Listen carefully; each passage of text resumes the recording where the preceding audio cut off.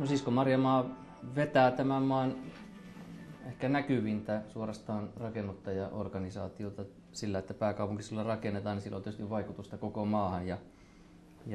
ATT on omalla toiminnallaan määrätietoisesti toteuttanut hyvin laadukasta rakentamista. He käyttää hyvin laadukkaita suunnittelijoita ja on tutkinut ennakkoluulottomasti hyvin erityyppisiä asumisen ratkaisuja ja vienyt toteutukseen saakka.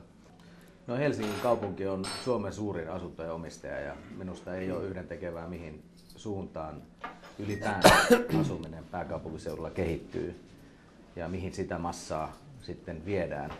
Ja minusta ATT ja Sisko Marjamaa on osoittanut toiminnallaan, että asioita voi kehittää innovatiivisesti kaupungistakin lähtien ja tehnyt paljon sellaista työtä markkinoilla, mikä näkyy ja tuntuu. Helsingin asuntotuotantotoimisto ja Sisko Marjamaa sen johtajana on Suomen johtava asuntorakennuttaja, joka esimerkillään vaikuttaa laajasti muiden rakennuttajien ja koko alan toimintaan. Sisko vaikuttaa myös muuallakin kuin ATT:llä, eli koko Suomen vuokra-asuntotuotanto on ollut vaikuttamassa ja taustalla on paljon tutkittua tietoa ja sitä kautta hyvin rakennettuja asuntoja Suomessa. Että erinomainen valinta Siskolle, onneksi olkoon.